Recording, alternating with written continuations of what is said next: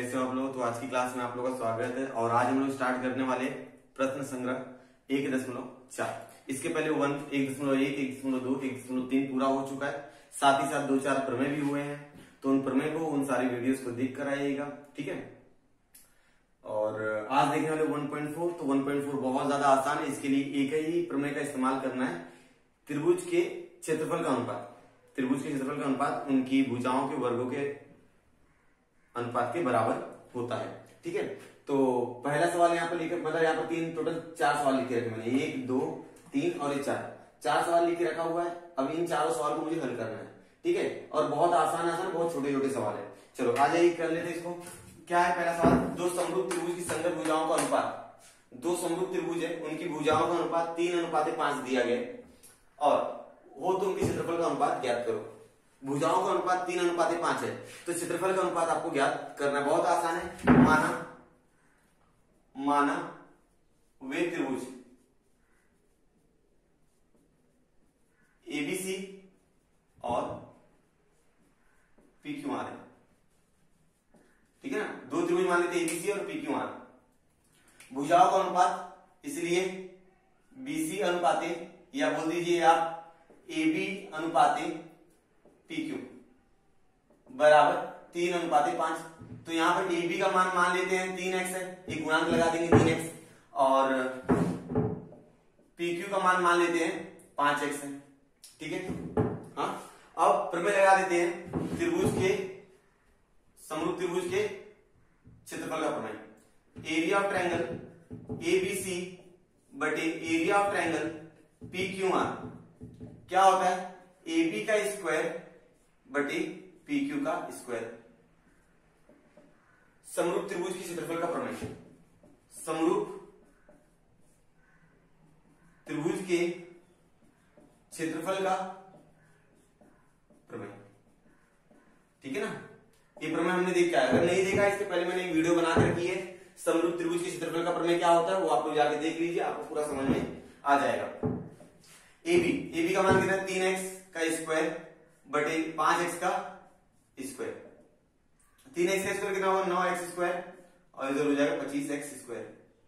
x square cut गया, हमारा answer कितना आ गया, 9/25। तो उनके क्षेत्रफल का अनुपात ज्ञात करो, इसलिए हम लोग बोलेंगे क्षेत्रफल का अनुपात। अनुपात कितना आ गया, क्षेत्रफल का अनुपात 9:25 है। समझे यहां तक। चलिए, ये तो पहला सवाल था, बहुत आसान था। त्रिभुज के क्षेत्रफल का प्रमेय लगा दीजिए और आंसर आ जाएगा। अब दूसरे सवाल में खाली ब्रैकेट कोष्ठक भरने आपको। क्या बोला है, एरिया ऑफ ट्रायंगल एबीसी समरूप है एरिया ऑफ ट्रायंगल पीक्यू के, मतलब दोनों त्रिभुज एक दूसरे समरूप है। AB अनुपाते PQ दिया है, AB अनुपाते PQ कितना दिया है, 2:3। तो निम्नलिखित रिक्त चौकट को पूरा कीजिए। ये पेपर में 1 या 2 मार्क्स के लिए आ जाता है, तो आप लोग ज्यादा घबराएंगे नहीं, तो अच्छे से करेंगे। AB का स्क्वायर के नीचे क्या आ जाएगा, PQ का स्क्वायर। क्या हो जाएगा यहाँ पर, PQ का स्क्वायर। अब 2 का स्क्वायर कितना होता है, बोलो 2 का वर्ग 4, 3 का वर्ग 9, हो गया पूरा। इतनी चीज भरनी थी और हमारा आंसर हो गया। आ जाइए यहाँ पर तीसरे सवाल में, त्रिभुज ABC समरूप है त्रिभुज PQR के, और एरिया ऑफ ट्रायंगल ABC बराबर 80, एरिया ऑफ ट्रायंगल PQR 125 है। तो निम्नलिखित चौकट को क्या करो, पूरा करो। मतलब पहले त्रिभुज क्षेत्रफल दिया 80 और दूसरे वाले त्रिभुज का क्षेत्रफल दिया 125, तो आपको रिक्त चौकट को क्या करना, भरना है। तो एरिया ऑफ ट्रायंगल ABC है, तो नीचे क्या आएगा, एरिया ऑफ ट्रायंगल PQR, ठीक है। अब 80/125, 80/125 किससे कटेगा, 5 से कटेगा, क्योंकि लास्ट में 0 है और यहाँ पर क्या है, 5 है। 5 की कसौटी क्या बोलती है कि 0 और 5 रहेगा। इकाई स्थान पर अगर 0 और 5 है तो वो 5 से कटेगा, तो 5 से कटेगा, 5 एकम 5, 5 36, ठीक है। अब 125, 5 दूना 10 और 2 बच गया, 5 बचे 25, तो 16 बटे कितना बच गया, 25। अब AB बटे PQ का मान कितना आएगा, तो आंसर, क्योंकि यहां पर AB का स्क्वायर होता है तो वर्गमूल लेंगे तो 4 हो जाएगा, और PQ का वर्गमूल लेंगे तो कितना आ जाएगा, 5। भाई यहां पर ऐसा रहता है ना, AB का स्क्वायर बटे PQ का स्क्वायर, तो 16/25 रहेगा। अब जब दोनों पक्षों का आप वर्गमूल लोगे तो यहाँ पर AB बटे क्या बच जाएगा, PQ, ठीक है। अब ये हो जाएगा करनी में 16/25, 16/25 का वर्गमूल होता है 4/5, समझे, इसलिए AB बटे PQ का मान 4/5 आया। त्रिभुज के क्षेत्रफल का समरूप त्रिभुज क्षेत्रफल का प्रमेय। समझ में आ गया। अब चौथा सवाल देख लेते हैं। चौथा सवाल बहुत आसान है। क्या है, देख ध्यान से देखेंगे। दो त्रिभुज है, एक का नाम है एलएमएन है, दूसरे का नाम क्या है पीक्यूआर है, और दोनों आपस में क्या है, समरूप है। दोनों आपस में समरूप है। तो 9 गुणे एरिया ऑफ ट्रायंगल पीक्यूआर बराबर 16 गुणे एरिया ऑफ ट्रायंगल एलएमएन। यदि क्यूआर का मान दिया है 20, क्यूआर का मान कितना दिया है 20, तो एमएन का मान ज्ञात कीजिए। ठीक है, चलो कोई बात नहीं। त्रिभुज एलएमएन समरूप है त्रिभुज पीक्यूआर की। ठीक है, और एक चीज और, 9 गुणे एरिया ऑफ ट्रायंगल पीक्यूआर बराबर 16 गुणे एरिया ऑफ ट्रायंगल एलएमएन। ठीक है, अब हम क्या करेंगे, ये त्रिभुज को उठा के यहां लाते हैं और 9 उठा के यहां पर ले जाएंगे। ठीक है, तो यहां पर गुणे में यहां पर भाव हो जाएगा, तो हमारा आंसर क्या आएगा, एरिया ऑफ ट्रायंगल पीक्यूआर बटे एरिया ऑफ ट्रायंगल एलएमएन बराबर 16 बटे कितना 9। ठीक है, 16 बटे 9 आ गया। अब सुनिए ध्यान से, एरिया ऑफ ट्रायंगल पीक्यूआर बटे एरिया ऑफ ट्रायंगल एलएमएन बराबर हो जाएगा, यहां पर किसका क्यूआर का मान दिया, तो क्यूआर यहां पर आया, क्यूआर का स्क्वायर बटे एमएन का स्क्वायर। तो कारण क्या लिखेंगे, बोलिए कारण क्या आएगा, समरूप त्रिभुज के क्षेत्रफल का प्रमेय। समरूप त्रिभुज के क्षेत्रफल का प्रमेय। इस प्रमेय के हिसाब से ये लाइन मैंने लिखी है। समझ में आया यहां तक। अब सुनिए, पी क्यू आर एलिमेंट का मान क्या है, 16 बटे 9 है, 16 बटे 9 बराबर क्यू आर का स्क्वायर बटे एम एन का स्क्वायर। अब दोनों पक्षों क्या ले लो आप, वर्गमूल ले लो। क्या ले लेंगे आप, वर्गमूल ले लेंगे, तो हमारा आंसर आएगा क्यू आर बटे एम एन बराबर 16 बटे 9 करने में चला जाएगा। ठीक है, अब क्यू आर का मान कितना हमारे पास 20 बटे एम एन बराबर 4 बटे 3। ठीक है, 4 बटे 3। अब 3 गुणा कर दो तो आप लोग, 3 का गुणा 20 के साथ इधर, तो क्या आएगा, एम एन का मान आ जाएगा आपका, सॉरी यहां पर कर देता हूं मैं, एम एन का मान आएगा आपका कितना आएगा, 20 गुणे 3 बटे 4। तो एम एन का मान कितना आ जाएगा, देखो 4 पंचे 20, मतलब 5 किया कितना हो जाएगा 15। एम एन का मान आ गया 15। समझ में आया पूरा, बहुत आसान था, एकदम अच्छे से कीजिएगा, आपको समझ में आ गया होगा। अब हम लोग करेंगे 5वां सवाल। ठीक है, मैंने यहां पर 5वां सवाल लिख के रखा हुआ है। क्या है, दो समरूप त्रिभुज के क्षेत्रफल, दो समरूप त्रिभुज है उनका क्षेत्रफल दिया है, एक का 225 है, दूसरे का 81 वर्ग सेंटीमीटर है। यदि छोटे त्रिभुज की भुजा, यदि छोटे त्रिभुज की एक भुजा की लंबाई 12 है हो, तो बड़े त्रिभुज की संगत भुजा की लंबाई कितनी होगी। मतलब जो छोटा वाला त्रिभुज है उसकी भुजा की लंबाई 12 है, तो बड़े वाले त्रिभुज की भुजा की लंबाई कितनी होगी। तो मैं मान लेता हूं यहां पर हल करने के लिए, मैं मान लेता हूं यहां पर दो त्रिभुज है, एक छोटा बना लेता हूं, एक थोड़ा सा बड़ा बना लेता हूं। ठीक है, और इसका नाम देता हूं ए बी सी, इसका नाम है पी क्यू और आर। ठीक है, A B C P Q R, ये दो हमारे पास क्या बन गए, त्रिभुज हो गए। और ये जो बड़ा वाला त्रिभुज है उसकी जो क्षेत्रफल है ये 225 वर्ग सेमी। ठीक है, और जो छोटा वाला त्रिभुज है उसका 81 वर्ग सेमी उसका क्षेत्रफल।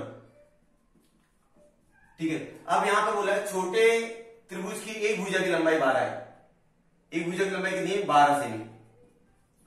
तो इसके संगत भुजा की लंबाई जो ए बी है, इसकी लंबाई आपको क्या करना है, ज्ञात करना पड़ेगा।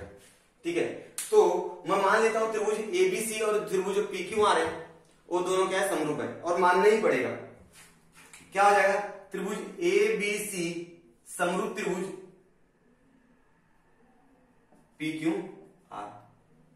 ठीक है, तो यहां पर लगा देते हैं समरूप त्रिभुज के क्षेत्रफल का प्रमेय, उनकी संगत भुजाओं के वर्गों के अनुपात के बराबर होता है। यह प्रमेय से हल करेंगे इसको। एरिया ऑफ ट्रायंगल एबीसी बटे area of triangle P Q are बराबर ए बी का स्क्वायर बटे पी क्यू का स्क्वायर। समरूप त्रिभुज के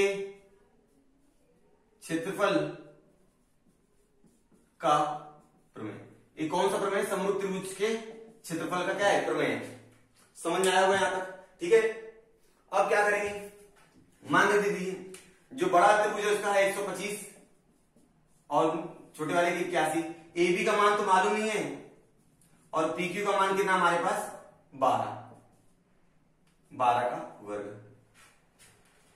यहां से समझ में आया स्टूडेंट? इसके बाद क्या करेंगे हम लोग? एक वर्ग हटाना है तो क्या ले लो? दोनों पक्षों का वर्गमूल ले लो। तो हम लोग लिखेंगे दोनों पक्षों का वर्गमूल लेने पर, दोनों पक्षों आप क्या ले लोगे? वर्गमूल ले लोगे। तो यहां पर करणीय हो जाएगा 225/81 और यहां पर हो जाएगा AB/12। ठीक है। अब 125 का वर्गमूल कितना होता है? 225 का 15 और 81 कितना होता है? 9 बराबर AB/12। फिर अब क्या करेंगे? अब करेंगे तीन गुणा, 12 गुणा करो 15 के साथ तो क्या हो जाएगा? AB बराबर 15 गुणे 12/9, 15 गुणे 12/9, 12 गुणा 15 के साथ करो और बटे में क्या आ जाएगा? 9 आ जाएगा। तो 3 चौक 12, 3 त्रिक का 9 और 3 एकम 3, 3 पचे 15। तो AB का मान कितना आ गया होगा? 20 आ गया। 20 क्या सेमी। ठीक है। तो उत्तर हम लोग क्या लिखेंगे? उत्तर बोलिए, उत्तर में क्या आ जाएगा? त्रिभुज की संगत भुजा की लंबाई, बड़े त्रिभुज की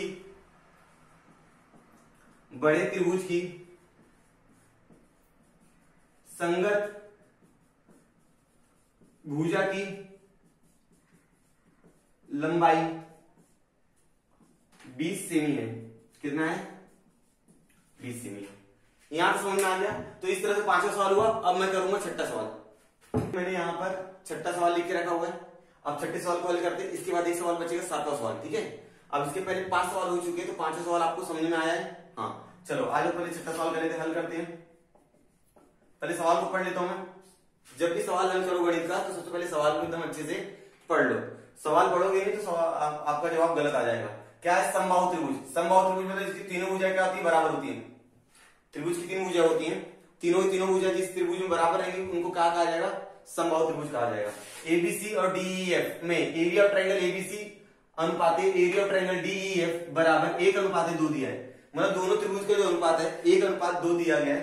AB का मान अगर 4 है तो DE की लंबाई ज्ञात करो। मान लेते हैं हमारे पास 2 त्रिभुज है।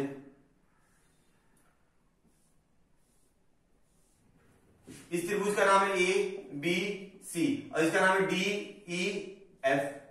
ठीक है। अब दोनों के क्षेत्रफल का अनुपात कितना दिया है? 1:2 और यहां पर AB कितना दिया? 4। तो आपको DE की लंबाई क्या करनी है? ज्ञात करनी है। तो हम लोग क्या बोलेंगे? एरिया ऑफ ट्रायंगल ABC बटे एरिया ऑफ ट्रायंगल DEF बराबर AB का स्क्वायर बटे DE का स्क्वायर। ये क्या हो गया? समरूप त्रिभुज के क्षेत्रफल का प्रमेय। समरूप त्रिभुज के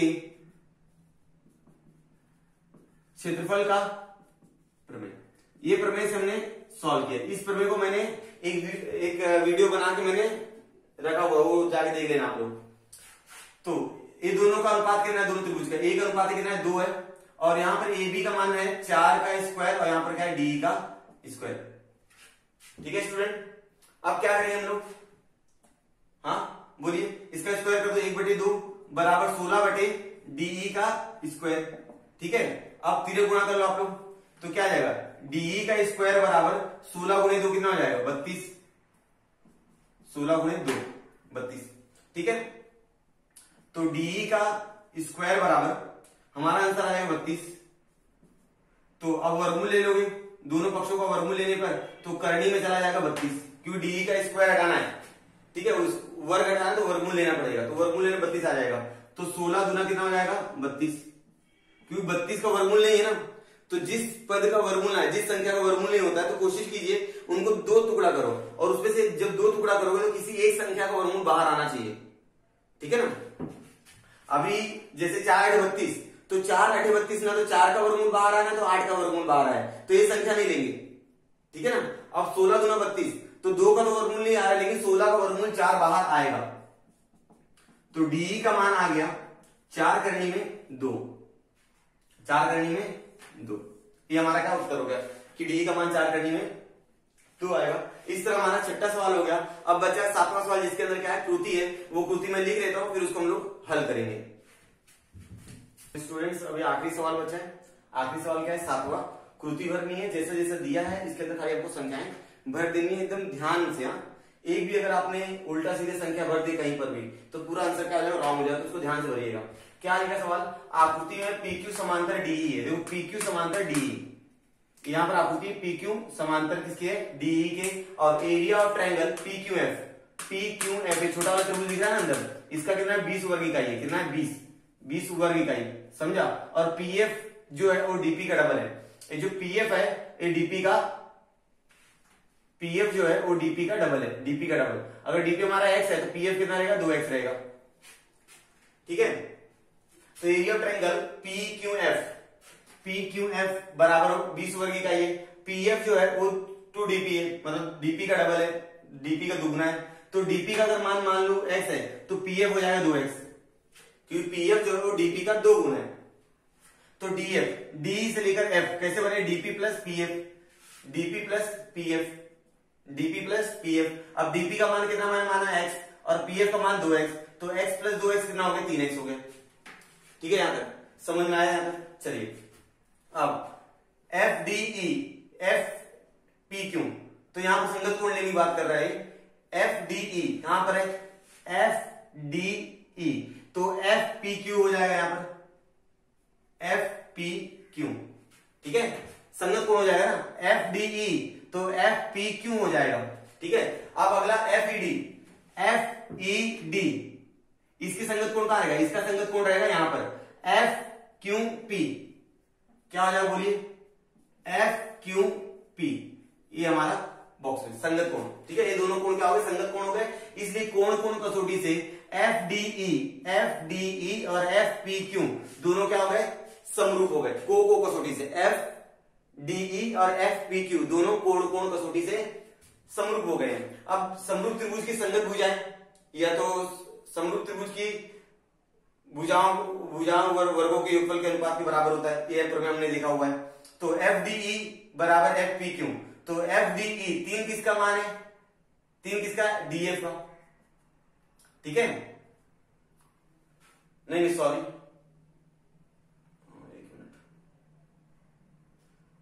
हाँ DF का है, और यहां पर क्या रहेगा PF, 2 किसका है, 2x, PF का है ना 3x, DF का है, PF का इसका, PF का स्क्वायर, समझा यहां तक। अब x कट गया, 3 का स्क्वायर 9 हो जाएगा, 2 का स्क्वायर कितना हो जाएगा 4, यहां पर समझ में आ गया। तो एरिया ऑफ ट्रायंगल FDE बराबर 9/4 गुणे area of triangle FPQ। FPQ का मान FPQ, ये जो है ये नाम गलत है, यहां पर आएगा FPQ, तो यहां पर लिख दीजिए कितना 20, कितना लिख देंगे 20, तो ये हो जाएगा FPQ, वो नाम गलत लिखा है। तो 4 से 20 कटेगा 5 बार में, 5 9 कितना हो जाएगा 45, ठीक है। 4 से 20 5 बार में कटेगा, 5 का गुणा 9 में करेंगे 45 हो जाएगा। अब क्या निकालना हमको, ये अंदर वाला जो चतुर्भुज है ये चतुर्भुज निकालना है। तो पूरे त्रिभुज में से ये छोटा वाला त्रिभुज घटा देंगे, ये जो बड़ा वाला त्रिभुज है ये बड़े वाले त्रिभुज में अगर छोटा वाला त्रिभुज घटा देंगे चतुर्भुज मिल जाएगा। तो वही किया है FDE में से FPQ को मैं क्या कर रहा हूं, घटा रहा हूं, ठीक है। FDE का मान कितना 45 और FPQ का मान कितना हमारे पास 20, तो 45 में 20 जाएगा 25 वर्ग इकाई। इस तरह से हमारा कृति पूरा हो गया, और इस तरह से हमारा पहला लेसन जो है वो भी पूरा होगा, जिसका नाम क्या था, समरूपता